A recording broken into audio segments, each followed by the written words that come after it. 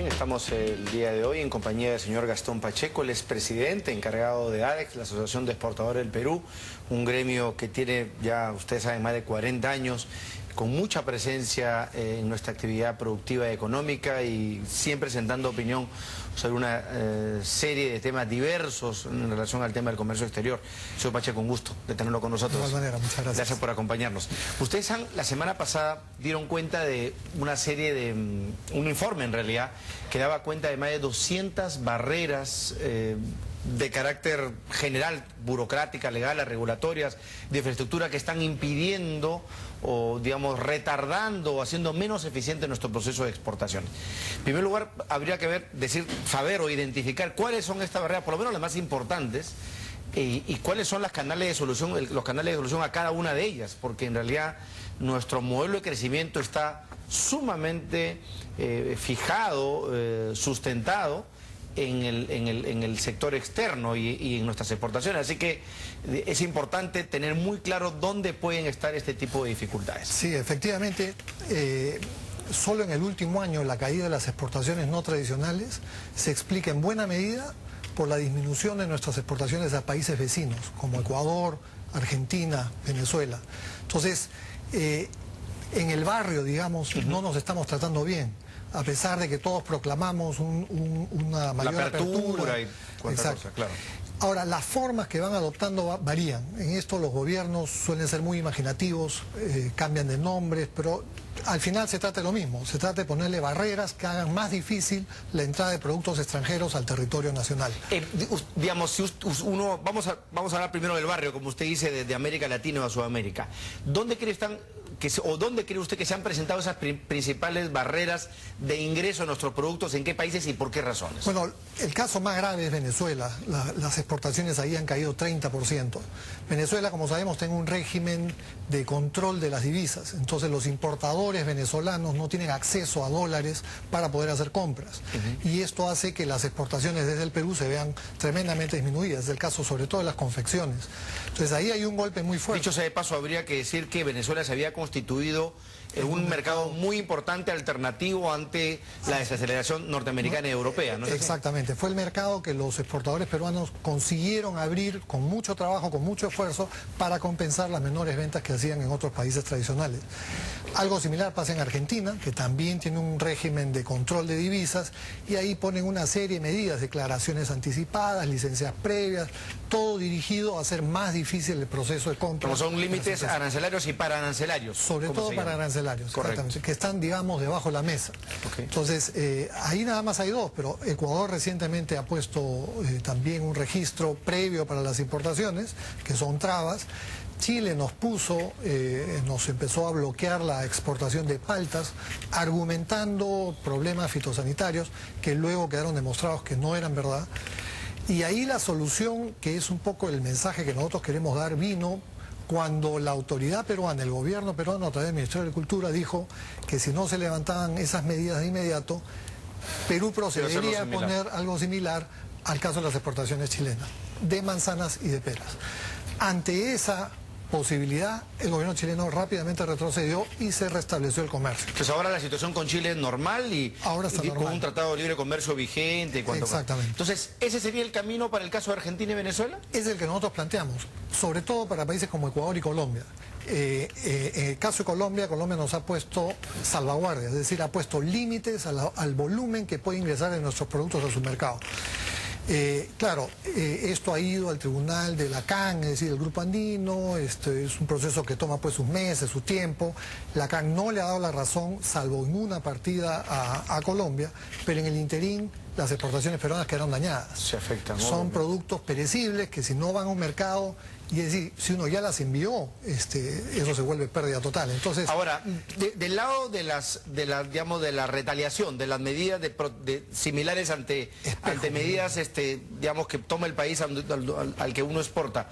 Además de eso, ¿qué otras acciones se pueden tomar? Porque finalmente, si es un mercado consolidado, la afectación es muy dura, ¿no? Es muy dura, así es. Por eso el camino formal y el que debemos seguir es el de reclamar ante los organismos internacionales competentes, sean la CAN o sea la OMC. Ese camino entiendo que ya lo está siguiendo el gobierno peruano y saludamos por eso a la ministra que está tomando la iniciativa en este campo.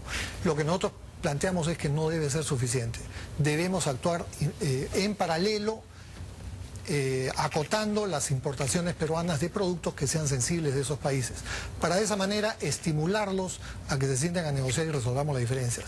Lo importante acá de señalar es que todas estas restricciones no responden a causas, digamos, reales, a un problema fitosanitario o a un problema de amenaza o de daño al país de destino. No, se trata simplemente de la consecuencia de una política proteccionista que está ejerciendo ese gobierno para protegerse ante los vaivenes internacionales. Lo que yo no entiendo bien, señor Pacheco, es cómo esto puede suceder con países como Chile y Colombia, con los que acabamos de celebrar el tema de la Alianza del Pacífico. Se acaba de producir un roadshow, una mesa, justamente hasta una feria de oportunidades de inversión. En realidad, yo podría entender el caso venezolano, argentino y Ecuador por el modelo que tienen vigente, sobre todo en términos económicos, pero no en el caso de Chile y Colombia. Sé que ahí deberíamos tener una acción mucho más, diríamos, rápida del Ministerio de Comercio Exterior y de la Cancillería, ¿no? Sobre todo porque, a mi modo de ver, en el caso de estos países con los cuales queremos ser socios comerciales de largo aliento, necesitamos establecer reglas de juego y que queden claras. Y lo que yo creo que está ocurriendo es un poco están midiendo fuerzas. Es decir, frente a una acción de su gobierno, ¿cuál es la reacción peruana? Entonces, si es una reacción débil, tímida... lo van a seguir haciendo. Lo van a seguir haciendo. Entonces, yo creo que por eso es importante rayar la cancha y dejar muy claro el mensaje de que este tipo de acciones no la... ¿Y usted cree que en el caso del MINCETUR está clara la idea o la posición de que se actúe, por lo menos firmemente, con nuestros cuasi o potenciales socios como Chile y Colombia? Porque en el resto, imagino que serán otras vías las que hay que utilizar, ¿no? Mire, no puedo hablar por el Ministerio en este momento, pero sí puedo decir que la tradición peruana no ha sido la de tomar acciones. Tradicionalmente, el único caso que yo recuerdo en el que se ha actuado con energía, con firmeza, ha sido el caso de las paltas por el anterior ministro de Agricultura, Fongese. Ya. Es el único caso que recuerdo. Anterior a eso, me parece que con la gestión del señor Silva, José Luis Silva, se llegaron a unas negociaciones muy ásperas con Argentina para también compensar. Sí, recuerdo. Pero, digamos, solo cuando ha habido este tipo de acciones es que se logra allanar el camino para facilitar el comercio. Ya, y en el caso de Venezuela y Argentina, para regresar al tema, yo creo que hay muy poco lo que hay que hacer, simplemente plantear nuestra propuesta, ir a la OMC y criticar la forma que se está actuando. También ellos tienen exportaciones sensibles, ellos también necesitan exportarnos, para ellos también, sus exportadores hacen negocios en el Perú y para ellos sería sensible. Y más en la situación en la que se encuentran esos países. Exactamente, ¿no? Es una situación de grave crisis económica. En el caso de Ecuador es increíble, pero Ecuador tiene una balanza comercial superavitaria con el Perú y nos pone restricciones. Es decir, no guarda el más mínima proporción. No tiene ninguna lógica. ¿Qué otras barreras creería usted que son importantes? Bueno, en realidad ya ahí yo creo que pasaríamos más al campo nacional, porque en los últimos años el gobierno ha emprendido con mucho entusiasmo políticas de control interno a las empresas formales. Y estas, si bien son saludables a nivel general, es decir, que haya control, que haya formalidad, es un objetivo deseado, lo que está ocurriendo es que se ha vuelto un énfasis demasiado exagerado en la formalidad de las normas. Son normas complicadas, son normas de difícil ejecución y sobre eso el gobierno le pone mucho celo, un excesivo celo a la fiscalización punitiva. Y lo vemos en las multas. ¿Por ejemplo? Las acciones de DIGESA, de SENASA, de DIGEMIT, son del propio Defensa Civil. Son acciones... Que en realidad diríamos que no solamente lo sufren los exportadores, para ser honestos, ¿no? O sea, de lo que se trata aquí es que necesitamos fortalecer al sector productivo nacional y en esa medida ese sector productivo se va a convertir en exportador, que esa es nuestra meta, que todas las empresas puedan exportar. No queremos barreras ni en los países de destino y no queremos barreras internamente. Entonces, aquí el gobierno tiene una tarea muy importante y lamentablemente estos cambios que ha habido a nivel político no ayudan a consolidar una política de largo plazo. Ojalá que en esta nueva gestión podamos quedarnos hasta el final. ¿Se refiere cambio político? ¿Sé qué sentido? ¿En el ministerio? La oficina del primer ministro, que es un poco quien lidera cualquier esfuerzo de cambio de paradigmas, ¿no? Por ejemplo, si lo que se quiere es acabar con la informalidad, el seguir imponiendo multas tan altas por cuestiones muy marginales, lo único que hace es estimular más la informalidad. Entonces se necesita una acción coordinada desde la cabeza que mande una instrucción y que señale las políticas que deben seguir todas las entidades del Estado para de esa manera tratar de que las cosas efectivamente se desenvuelvan como todos queremos. cumpliendo las leyes y sin informalidad. En este momento, el problema es que muy pocas empresas cumplen las leyes, pero sobre esas que cumplen las leyes es que está puesta la lupa y los reflectores del gobierno. Además, muchas veces hemos hablado acá del tema de la agenda de la competitividad, ¿no es así? De la necesidad. O sea, tenemos ya el famoso tema de la ventanilla única, hemos hecho mucho más eficiente todo el proceso de despacho aduanero cuando uno importa insumos justamente que van luego, que se traducen luego en producto de valor agregado para ser exportados al exterior. De nada valen esas cosas si internamente elevamos la barrera y los costos justamente para el exportador. O sea, es un gol con un autogol, digamos. Exactamente, nos metemos cabe nosotros mismos. Y el problema es complicado porque tenemos la informalidad como un enemigo que está ahí al acecho de toda la actividad productiva nacional, pero no solo es el aspecto económico, esa informalidad ya se traduce en un modo de vida que es en realidad dicho con crudeza es ilegalidad. Lo que ocurre es que si todos están fuera de la ley o la mayor parte de la población está fuera de la ley, lo que hay que cuestionarse es si la ley realmente refleja lo que la gente quiere. O sea, si son aplicables o no, si están bien pensadas. Exactamente.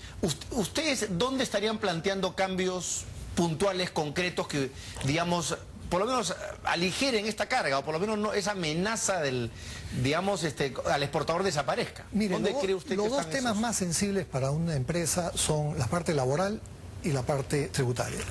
Y ahí lo que nosotros planteamos es que en lugar de hacer fiscalizaciones punitivas, el Estado lo que debería promover son fiscalizaciones que promuevan, es decir, que estimulen, que incentiven mayor empleo, que incentiven mayor productividad, que incentiven mayor crecimiento de la producción. Entonces, si el énfasis del gobierno cambia hacia promover en lugar de castigar, yo creo que eso va a ser un paso sustancial para eliminar tanta barrera que se crea actualmente para la competitividad. Y dicho sea de paso también, el otro tema pendiente para nosotros y que atribuimos un poco a los cambios que se han estado dando dentro del gobierno es que la agenda de inversiones que promueve Proinversión viene muy lenta. Nosotros tenemos una antigua lucha por el tipo de cambio. Y el argumento que siempre nos dan es, ustedes no deben pedir tipo de cambio, deberían aumentar su competitividad. Y eso es lo que nosotros queremos. Pero para aumentarla se necesitan inversiones en puertos, en infraestructura de comunicaciones, en carretera, y eso es lo que viene ¿Cómo demorado. pretende que uno exhiba mayor productividad si no tenemos las herramientas a la mano? Exactamente. O sea, digamos, menos costos, pero uno se puede ajustar, pero si no tiene las herramientas similares a los que pueden tener los países vecinos con puertos y aeropuertos de mayor eficiencia, que se puede lograr. Y al final de lo que se trata no es de darle beneficios a determinados sectores o a determinadas empresas. Lo que nosotros planteamos es que las reglas deben ser para todos. Es decir, si damos una medida, que todos la apliquen y que todos la acaten. Porque de esa manera es que se establecen reglas de juego que son promotoras de la actividad sin que haya favorecidos y sin que haya negociaciones bajo la mesa. Vamos a hacer una breve pausa, señor Gastón Pacheco, y vamos a regresar a hablar en realidad de esto que podría llamarse la agenda de la competitividad en el Perú, que sigue relegada. Vamos a volver, ya venimos.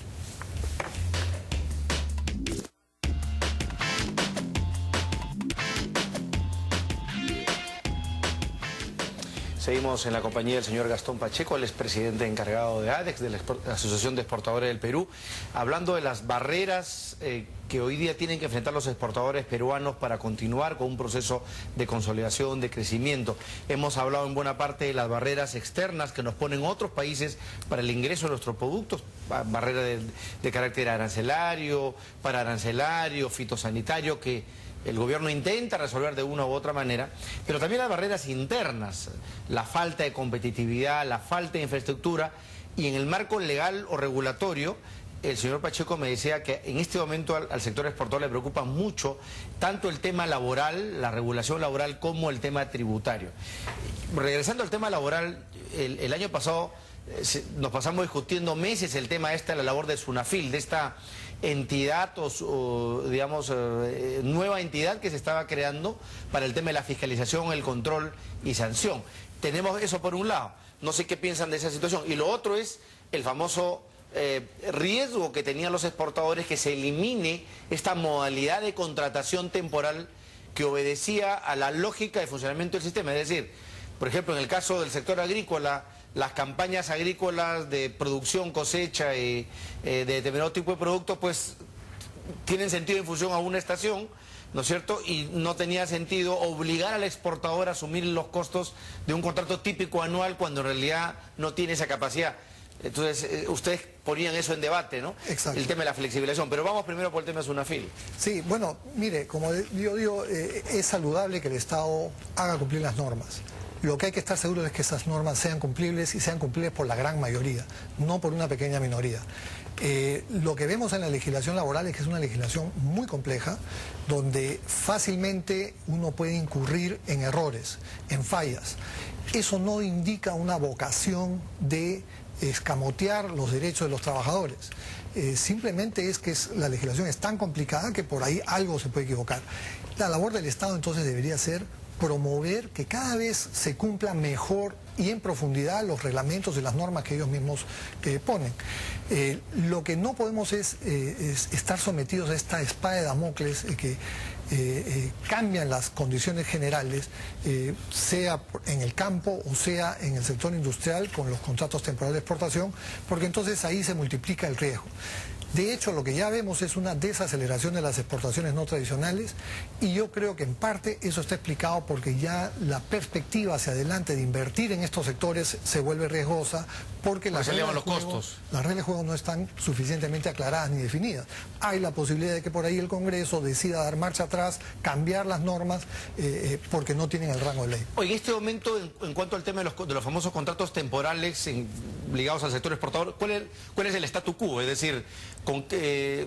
En este momento está vigente, pero... Está vigente los contratos temporales, pero hay el riesgo de que sean eliminados. Hay una serie de iniciativas que apuntan o a eliminarlos o a modificarlos de un modo que... ¿Y estas iniciativas provienen de la bancada oficialista? En el Congreso ha habido varias iniciativas de grupos menores, felizmente no de la bancada oficialista, hasta donde hemos visto no se ha promovido ninguna ley que haya sido abiertamente en contra del empleo. Y yo creo que poco a poco va calando la noción de que en realidad si uno quiere justicia social, el mejor vehículo para alcanzar justicia social es la empresa. Pero la empresa que promueve su actividad de un modo competitivo. ¿Por qué? Porque crea, a propósito de la inversión, empleo digno, ¿no? Exactamente. A ninguna empresa le conviene contratar a un trabajador para despedirlo. Porque toda contratación involucra una inversión. Una inversión de capacitación, de fidelización. Esa persona finalmente conoce su puesto de trabajo y cuando ya está conociendo, no lo va a sacar. Lo último que quiere la empresa es sacarlo. Ahora, si se dan condiciones extraordinarias, internacionales, que lo obligan a reducir su actividad, bueno, pero eso ocurre pocas veces, no es el comportamiento normal de una empresa. Normalmente lo que la empresa quiere es más bien quedarse con sus trabajadores mucho tiempo. Incluso ya ahora los estudios modernos nos dicen que son los jóvenes los que no se quieren quedar en las empresas. Más bien hasta... Por ahí una alta movilidad, ¿no es cierto? Enorme movilidad, quieren probar y conocer distintas opciones. Entonces, y eso es un costo para las empresas, porque significa en cada caso volver a empezar a capacitar, a entrenar a estas personas. En el caso de Sunafil, de la entidad esta nueva, ¿ustedes ven aún a un riesgo? Porque yo había entendido de que se iba a revisar el tema de las multas, el tema de las fiscalizaciones. ¿A ustedes les ha dado algo de tranquilidad esto? Bueno, el anuncio es tranquilizador porque lo que estaba voceado era realmente intranquilizador. Eran multas leoninas que iban a obligar a muchas empresas, sobre todo a las más pequeñas, a cerrar y a actuar informalmente o creando otra razón social. Entonces, sería saludable que el gobierno revise su política para adecuarla a nuestra realidad. En el Perú la informalidad es más del 50% de la economía. Entonces, si no partimos de esa premisa de querer ganar terreno hacia la formalidad, lo que vamos a terminar haciendo es empujando a la bajando la valla justamente para permitir que más empresas ingresen a este proceso virtuoso de la formalidad. Exactamente, y en esa línea también nosotros creemos que en la parte tributaria pasa lo mismo. Eso le iba a preguntar, ¿cuál es el principal problema que ven ustedes o riesgo que ven en este momento en el caso de la tributación? Se nos ha trasladado al sector privado una carga onerosa que es el tema de las percepciones, extracciones, es decir, hacemos parte de la labor de la SUNAT. Claro. Con un Están tercerizando la labor de la SUNAT. Gratuitamente y además con una amenaza que si lo hacemos mal puede haber responsabilidades penales sobre los gerentes o los dueños. Entonces, es una situación que la aceptamos en la medida en que es una herramienta para combatir la informalidad, pero no creemos que es una buena solución de largo plazo. Más bien creemos que la solución va por el otro lado, que es disminuir la carga laboral. En el Perú, la carga tributaria, perdón, en el Perú el IGB es 18%, la tasa. La recaudación, sin embargo, es 8%. 8 puntos del PBI, y eso es porque existen innumerables exoneraciones, evasión y exoneraciones. Entonces, en lugar de tener una tasa tan alta, con tantas exoneraciones y tanta evasión, reduzcamos la tasa, eliminemos las exoneraciones y trabajemos frontalmente. Para ustedes, en base a los estudios económicos que han llevado a cabo, que los hacen, me consta en ADEX, ¿cuál debería ser la tasa del IGB general adecuada para una economía como la nuestra? Sustancialmente más baja que la actual. Nosotros hemos tenido diversas opiniones de economistas, gente invitada en ADEX. Muchos de ellos lo que nos planteaban era una disminución gradual año por año de un punto para evitar... ¿Hasta llegar a? Hasta llegar a un 12, 10%. En un lapso de 4 o 5 años. Correcto. Digamos, si pudiéramos firmar ese acuerdo, lo suscribiríamos. El riesgo es que es un plazo tan largo, cambia de gobierno, hay elecciones de por medio, la tentación política de recaudación fácil se vuelve... No, lo que sucede normalmente es que los candidatos dicen, sí, hay que bajar la tasa, pero una vez que sube nivel se encuentra con su caja, a otra vez para arriba. Otra vez para arriba. Pues es una forma muy rápida, muy fácil de recaudar. Pero yo creo que aquí lo que debemos mirar ya no es la recaudación, es el tema de la formalidad. Si queremos tener una sociedad en la cual todos seamos iguales, todos respondamos ante la ley, necesitamos que se apliquen las reglas a todos por igual. Entonces no puede ser que le cobremos a unos pocos 18%, que además son los más pobres porque esos no tienen cómo esconder cuando compran sus fideos o cuando compran sus artículos alimenticios, y demos exoneraciones luego a una diversidad de actividades por razones que pueden parecer muy... Según esta teoría de la curva de Laffer, nosotros se supone que a menor tasa, mayor crecimiento de la base tributaria. Bueno, es una teoría económica o matemática, mejor dicho, que estaría por probarse, antigua, pero digamos, en el Perú está en proceso de ser Tenemos mucho miedo porque hay la sensación, hay la creencia equivocada, a mi modo de ver, de que en el Perú somos tramposos, de que en el Perú no cumplimos las leyes por vocación, y yo creo que no es así. Yo creo que lo que ha ocurrido es que la acción del Estado ha empujado a mucha gente a vivir al margen de la ley, porque no tiene otra forma de... Y fíjese, yo siempre voy a poner acá el caso de la ley MIPE, ¿no es cierto?, de cómo justamente al haber bajado los costos que supone la contratación formal en el Perú, ha implicado que se hayan constituido más pequeñas y microempresas, o mejor dicho, hayan pasado a la formalidad, por tanto tributando, declarando y entrando a la cadena virtuosa de la economía. Habría que hacer lo mismo con la tributación. Lo que pasa es que necesitamos un ministro de Economía, digamos, que quiera asumir el riesgo, ¿no? No tan ortodoxo. Y eso no es sencillo de encontrar, dicho sea de paso. Sí, porque ahí entramos pues en los temores, evidentemente... Lógico, uno cuando está en ese lado de la ventanilla, uno se la piensa. Así es.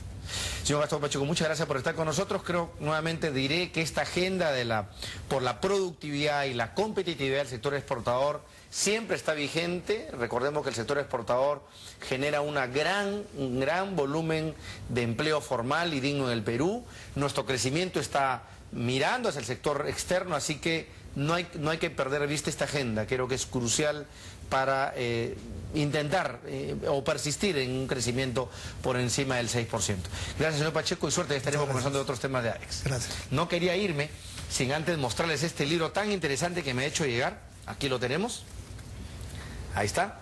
Vino y Pisco en la historia del Perú, de Eduardo Nargent Chamot, una publicación de la Universidad San Martín de Porres. Solamente le diré, ¿no es cierto?, que este libro ha sido editado por la Facultad de Ciencia de Comunicación, Turismo y Psicología de la universidad, considerado entre las mejores producciones editoriales a nivel mundial y que va a disputar el máximo galardón en diversas categorías en los Gourmet World Cookbook Award 2014. Esta investigación del autor Eduardo Nargent y la fotógrafa Milena Doriol es finalista en la categoría Mejor Libro de Historia de Vino y expone el proceso, la transformación y la comercialización de nuestros vinos y piscos. Así que es todo un orgullo para nosotros exhibirles esta importantísima publicación de la San Martín. Ojalá que, por supuesto, le demos toda la importancia y el reconocimiento. Ahora sí, me despido. Hasta una nueva edición de Economía en Directo.